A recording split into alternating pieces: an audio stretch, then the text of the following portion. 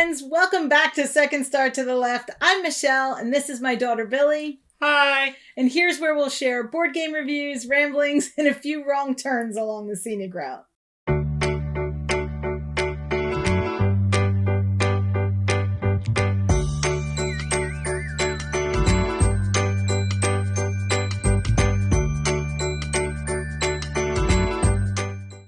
It's that time of year, and we wanted to join in on the fun of making a top 10 list of games that we played in 2021. We played a lot of games this year, a lot more than the last year, or definitely the year before. And we wanted to include all the games we played this year on our list, not just the new releases. Although for me, I'd say a little more than half are actually 2021 releases. Do you have any idea how many of yours are? No, I'm terrible with dates. Also, Billy and I did talk about what's on our list so we could get the games that you can't see ready for the video, but we didn't talk about the order necessarily. And so we know that we have a number of crossovers. If there's a crossover, we're not going to talk about it until it's in its highest ranking on one of our lists. So we'll only talk about each game one time. All right? I did not cheat this time. I do not have an honorable mention, even though there were probably 3 or 4 that I could have put on here, but I think Billy has an honorable mention. So what you got? I don't know if that's cheating. Did you make a top 10 or a top 11? I made a top 10 plus an honorable mention. Every good list has one. All right, what's your honorable mention? Campy Creatures from Keymaster Games. Yay. So we did talk about this one at Spooky Month a little bit, and this is a kind of trick-taking set collection B-movie science fiction card game. The art is amazing. The production is exactly what you would expect from Keymaster, who's probably much more well-known for Parks than they are for Campy Creatures. But trust me, this one's good too. I love Parks. I might like this better. You like Campy Creatures better than Parks? I think so. I think it's, apples and spooky oranges. So, but it's a great game. 2 to 5 players. It's about 20 to 30 minutes. It's pretty quick. And once you get the hang of it, there's different variations that you can mix in. You can be saving the villagers or attacked by an angry mob, or you can use different spooky bee monsters to have their superpowers. But at its heart, it's really kind of just a trick-taking set collection little card game that's a lot of fun with spectacular art. I don't think you save the villagers. We don't save the villagers? I'm pretty sure you're hunting the villagers. We hunt the villagers. All right, you do you. In one way or another, something's gonna happen to the villagers. I just love the art. I think it's, one of Billy's favorite genres of art. So. Oh, absolutely. Yeah, so I grew up watching lots of Mystery Science Theater 3000, and it's just... basically Mystery Science Theater 3000, the card game? Pretty much. Yeah. So we really do love this one. It was a little further down on my list, but it makes Billy's honorable mention. Okay, so let's get started with number 10. My number 10 is Tournament at Camelot by WizKids Games. Aha. Hey, another trick-taking card game. This is probably our favorite. It is probably our favorite trick-taking card game. Absolutely my favorite. I mean, and then I'm talking to you, Skull King. And we love Skull King. I do. I love Skull King. We love Fox in the Forest. And Yep. Just generally love trick-taking games. Mm-hmm. But this one is just above the others, right? First of all, you have the King Arthur medieval manuscript artwork going on. Thematically, you have asymmetric player powers, so you're playing a character and their companion. Sometimes the companion's a belt, though, or a sword. If you're the Lady in the Lake, you've got the sword as your companion. Right, but if you're Arthur, you get Guinevere. But so you're playing a main character and then kind of a side character. You're poisoning people with the cards. I think that's just Mordred. Is it just Mordred? No, yeah. I think that some of the suits have poison. Oh, you're right, but she has special rules with, poison... Yeah, so each of the characters has their own special powers. Sometimes you want to take the tricks, sometimes you don't want to win the tricks. Like I said, this is our favorite trick-taking game, easily. So I think there's Tournament at Avalon too, but we haven't played that one. We might own it though. No, we don't own it. Do we not? No, believe it or not, we didn't buy it. Also, this says 3 to 5 players, but there is a 2-player variant that works really well. You just have a dummy, just like if you were playing Pinochle or something. We always have a dummy. Hey! Anyway, if you like trick-taking games, check out Tournament of Camelot. My number 10, which is way higher on Billy's list, is a game that I really, truly love a lot. And I've had a lot of fun playing. However, I think it falls at number 10 because for the most part, I have played it online. And that's Res Arcana. So we will talk about that a lot in a little bit, I promise. That brings us to number 9. Number 9, we're just going to skip completely for now because those are both going to show up higher. I'm not even going to tell you what they are. I'll let you know later. So number 8. So your number 8 is Hive, which I think we played more this year than any year since we've got it, which might be why it's high on your list. Absolutely. And any other reason why it got up high on your list this year? I have never lost against her. Never. It is just sad. It is really sad.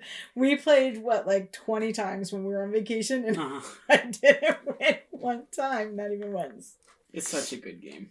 It is. It's just an abstract game. I mean, there's some theme to how the bug tiles move, but it's pretty much like chess without a board with creepy crawly bugs on it. I like it because there is a little bit of learning curve because you have to learn and remember how each bug moves. But once you get that, then it's sheer strategy and you're just trying to improve what moves you can make and if you can win. So I think this one's great. And also we have Hive Pocket and it has that same good solid feel to those tiles.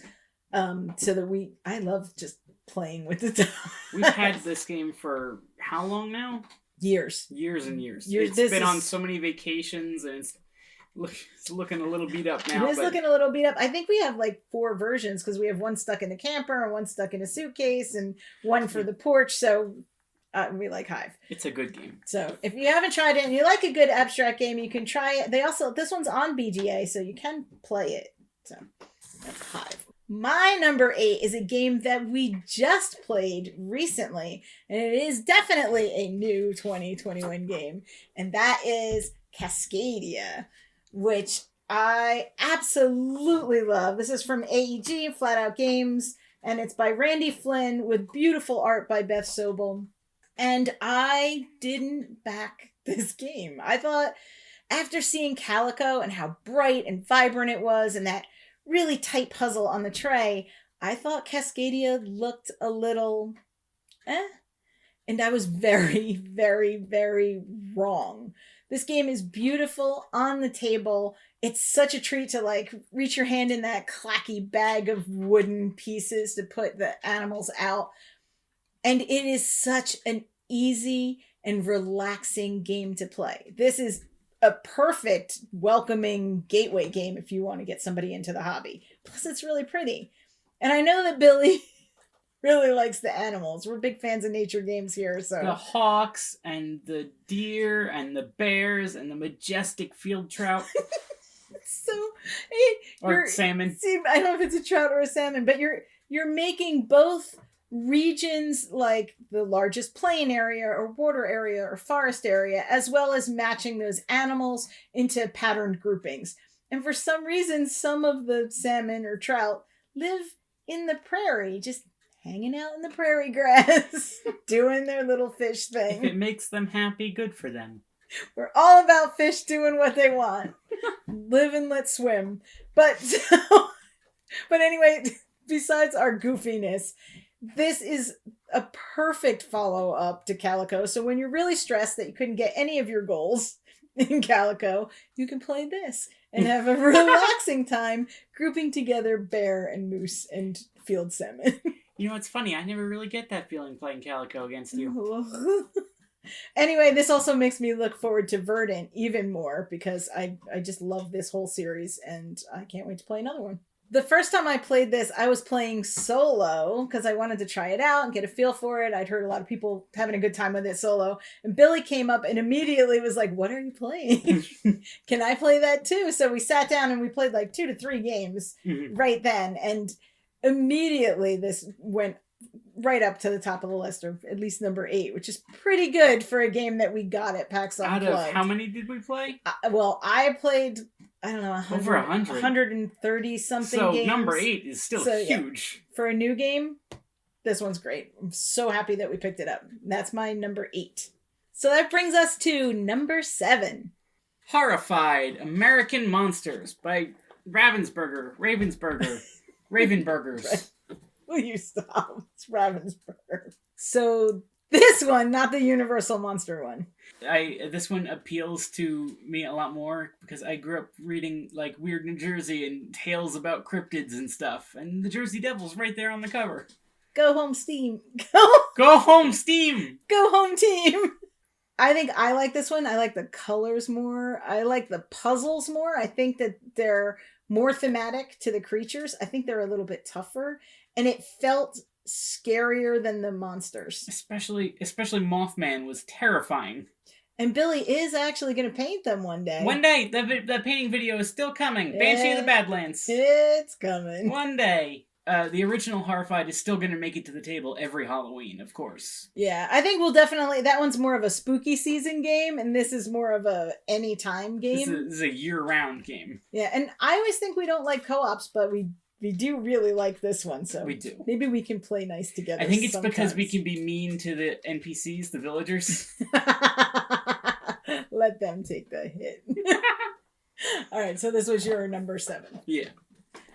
My number 7 is a game that I absolutely adore, but we've played so many good games, and that's Botnik, and it shows up higher on Billy's list, so we're going to hold off on that one.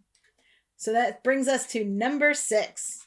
In number 6, we're going to skip altogether because they both show up higher on our lists later on. So we'll let you know what they were when we get to them. So number 5. Okay, so your number 5 is... Brew from Pandasaurus Games. Yes. This was my number 6, so we're already there. We can already talk about it. Brew is the most beautiful, sweet, calm game about magical creatures and potions and scorching the forest to the ground. I'm going to collect my berries, and then I'm going to destroy everything, so no one else gets anything. I get all of the land. I don't even think there's a way to play this that doesn't have that kind of take that. And it's the only complaint that I've heard about it is that it is a little bit mean. And that's a plus for us, though. So we love this game. We've played it with other people. They love this game. We chose our audience wisely. It was our playthrough. It was our one and only playthrough. So, if you like that, let us know. Maybe we'll play through something else one of these days. It's an area control game that's also got a bit of set collection, and you're just trying to pair up the most magical creatures and areas to score the most points. Because in the end, you want to, scorch the forest to the ground and score the most points. And the art, and just the art style in general, just everything about this game is adorable and cute and just amazingly well rendered. It's got a beautiful table presence, so people are going to want to know what you're playing when it's out on the table. It's a lot of fun, and it doesn't take that long, right? What is it? 45 minutes to an hour? It's a pretty good, quick game. And that was with 3 or 4 people. We got it done in that fast, so... Great game. Give it a try if you haven't. It's my number 6 and it's Billy's number 5. My number 5 is a heavier game. Oof. Literally a heavier game. I think it's the only roll and write on my list. Yeah, I think it is that made the top 10, although I like roll and writes. This was definitely my favorite roll and write of the year, and Billy won't play it with me at all. It scares me. It's not scary. It is 2 huge pages of choices to make and combos to be made, and it's got actual physical meeples for resources. So you're making these combos and trading in resources, and it's compelling and it's smart and it's punishing if you make the wrong move. And there's always a different path to try to score points, so you're not just going to figure it out and be done. You can go up the right side and work with the merchants or the theater group, or you can train gladiators, or you can just build the wall up and secure your defenses. This game is so much fun. I've only played it solo because nobody will play with me. It takes me about an hour, and even after that hour flies by, I want to set it up and try it again. I laminated the sheets so I could just wipe them off and start over when I was done. I absolutely love this game, even if I only get to play solo. And that's number 5, Hadrian's Wall. Number 4. What is your number 4? My number 4 is Unmatched by Restoration Games. Okay. So, Buffy Unmatched or just Unmatched? Unmatched in general, but Buffy is my favorite set. Because it's Buffy. Why Unmatched? Because this is a game we've had for a long time. We did recently add to it. At PAX, we grabbed Volume 2. Yeah, we still haven't gotten that to the table. And we ordered Deadpool, so we have Deadpool now too, which I'm really looking forward to. But why Unmatched? Because it's the only skirmish game I can get you to play. Yeah, I'm not a big fan of skirmish games, but there's something about this game being so thematic and that we can mix and match just the weirdest combinations. So, like Robin Hood versus Bigfoot, and right. We did Buffy versus Dracula. We did, just like season 4. But we also did like Little Red Riding Hood versus the Raptors from Jurassic Park. That was a good one. Don't go off the path, Little Red. So yeah, this is, and the artwork for every one of these is just beautiful. Stunning. Right? You have the mini and then the wheel and the cards, and they're each themed to per character, not for the set. So when you mix them and match them, everything feels really balanced and equal. We are still waiting on the giant 2 space T-Rex to come. I can't wait for that. It's going to be so good. Right? Do you hear us? We need the T-Rex now. I think it got a little slowed down by the whole apocalypse thing going on. Apocalypse. I want Buffy faced apocalypse all the time. Do you want me to stop making Buffy jokes? All right, well, whatever. So Unmatched is your number 4, right? Yes. I think so. Yeah, it's number 4. My number 4 is one that we talked about recently in our small space video, and that is Royal Visit. I love this tiny little tug of war back and forth 2-player card game. It's really simple. It's fast. We play it like it's speed chess. We just like slap the cards down, move the pieces, and I'm not sure that's the intent of the people who made this game. It's what, Reiner Knizia, I believe. So yeah, they might not have intended it to be that way, but we have a really good time playing it that way. And the goal is just to use the cards to move the pieces to your side, right? And to do it in a way that keeps your opponent from moving it to their side. All you have to do is get the king to visit your chateau. You just gotta throw the better party. Right. And I throw the better party, so the king comes to visit me and you shush with your wizard. But it's quick and it's fast and it's a little bit mean, but it's not really take that mean. It's just like a tug of war. We're both trying to get the same piece at the same time. So I'm not necessarily being mean to you. I'm just, winning. So that sounds like something a nice person says. But also, thank you for making a game where the color palette isn't primary colors. It is gorgeous, muted jewel tones on a fabric board with big, chunky wooden player pieces to move back and forth. The production is amazing. It's quick, right? It's like, 20 minutes? Yeah.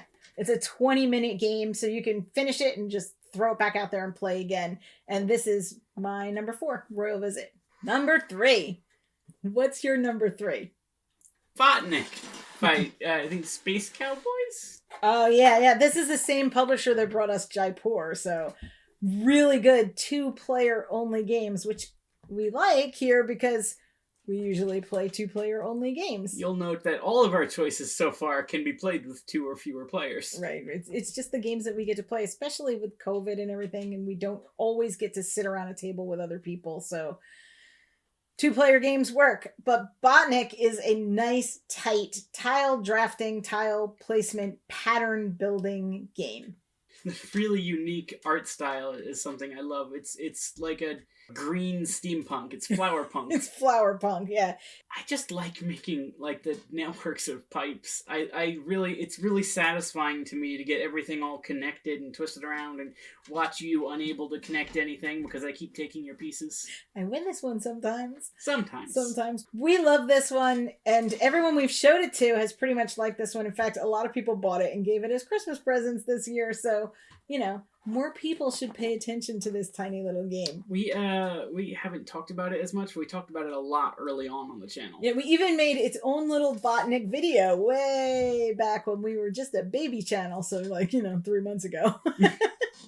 But so go check it out, because this game is worth taking a look at. Absolutely. All right. My number 3 is another one that we've talked about a lot, and that is Paris, La Cité de la Lumière. By De Vere Publishing. This was actually my number 9. Oh, yeah. Okay, so this did show up on Billy's list. I love Paris. I love the look of it. I love the feel of it. This is a 2-layered tile placement game. So in the first layer, you're building out the cobblestone streets that you can put your polyominoes on later. But if you're not building the streets right, you won't be able to put your tiles down.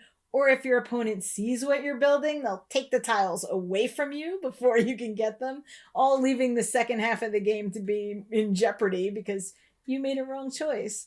But once you get them laid down and you have to illuminate them with lamplight to get points for it, it's a beautiful game. Another game that picked a nice color palette that wasn't primary colors. I think part of my favorite thing about this game is just how comfortable and nice the whole mood and vibe is. It's the ultimate rainy day game. Yeah, it feels like you're on a rainy day in Paris. You can almost kind of see the reflections on the cobblestones. It's a comfortable game, if that makes sense. It is. It is not a mean game necessarily, but you can make it mean if you want to. I know that a lot of people play it really mean. But if you haven't had a chance to get a look at this, it's a nice little 2-player only game that plays in under half an hour, and it plays right inside the box. So when you're done, you just close the box up. That's it. You're done cleaning up. So this one's definitely worth a look. It's my number 3 and Billy's number 9, I believe. Yes. And that's Paris.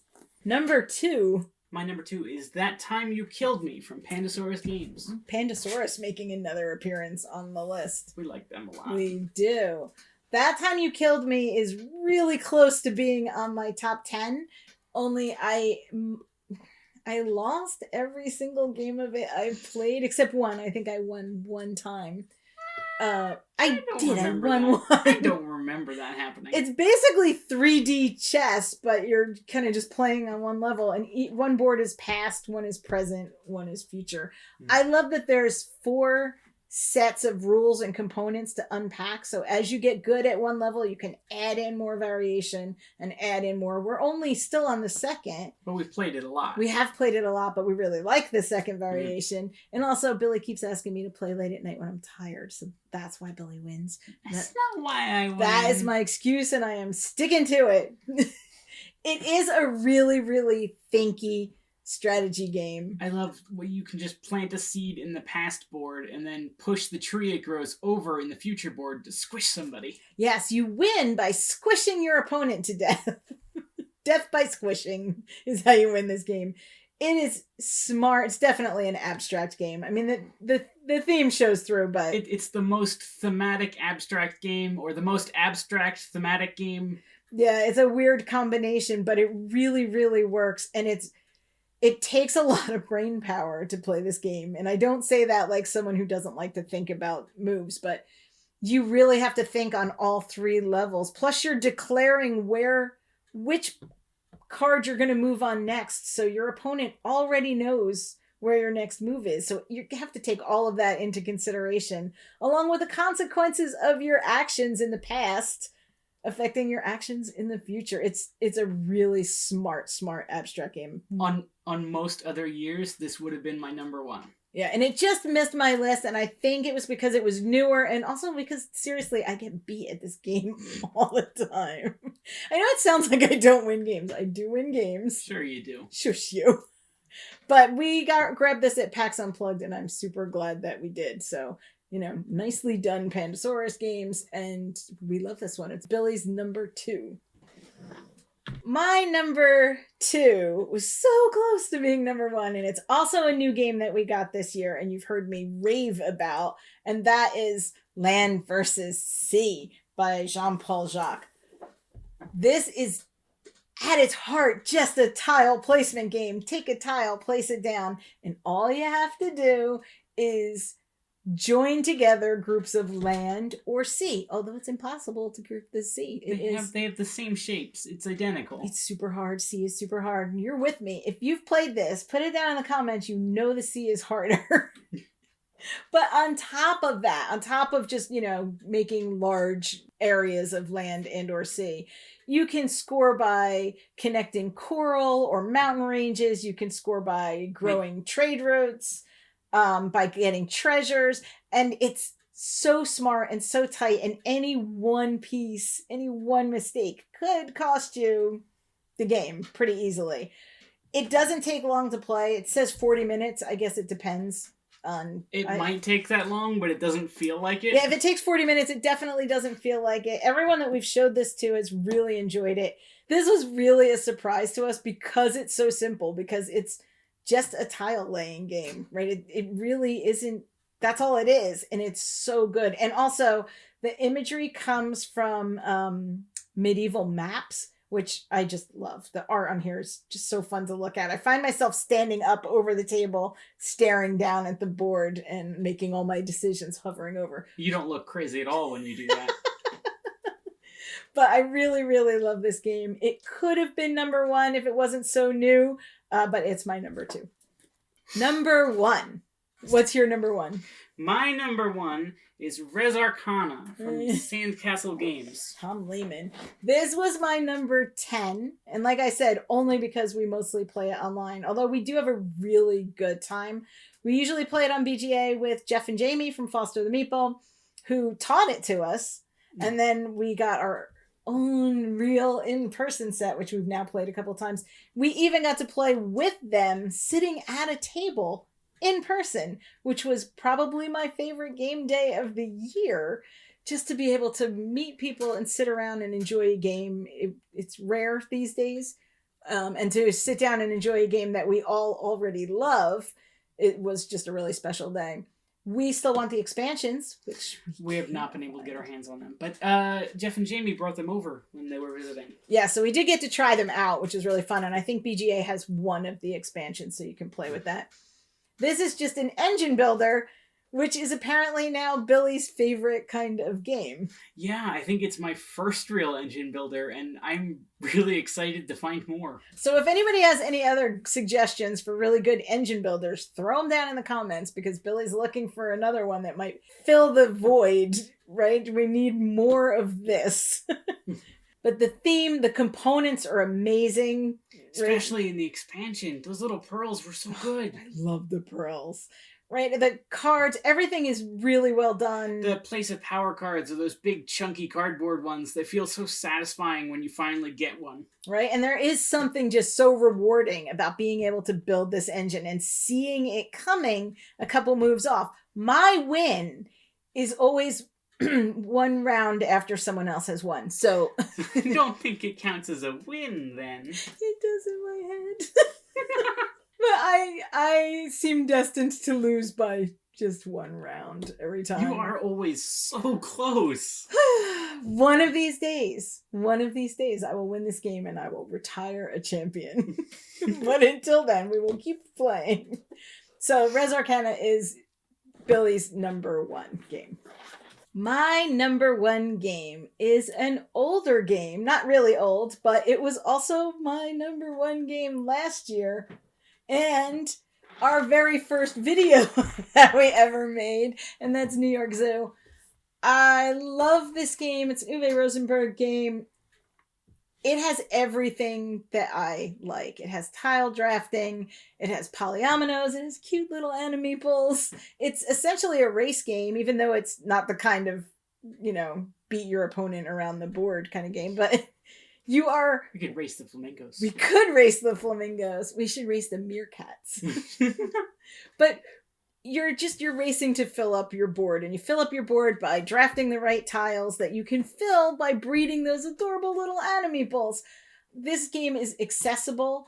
It's easy. I've played it solo, and I really enjoy it solo. How can you not love this game? It was my favorite game last year. It is my favorite game this year. It'll probably be your favorite next year. Well, it's not going to fall off the top 10. It's just not. It's a comfort game for me. I will play this anytime anyone asks, and I love this game for the way it looks, for the way it plays, and for the way everybody feels when they're having a great time playing this game around the table. That's my number one. Again, it's New York Zoo. That's our top 10 games we played this year. Maybe some of those are new to you. Let us know what your top 10 was. I think on my list, I don't know about yours, most of them could be kind of mixed around in the order. Yeah, they were all really close. Yeah, they were close. As were the ones that were kind of, 11 to 15. I think a lot of it has to do with when we played or who we played with or just kind of the experience of playing the game. We did not choose our games based on which was the best game. We chose our games based on which ones we loved the most and which ones we had the most fun playing this year. I also think it's really hard. You'll notice there aren't any party games on this list, and we love party games. We do. But not a lot of partying going on in 2021. Not a lot of people around. So it's hard to compare Monstrosity to Res Arcana, right? They don't make sense. So later this year, we're going to do some lists of, top 5 roll and writes or top 5 polyomino games or top 5 card games. If you have a list that you want us to do, just throw it in the comments and maybe we'll do that.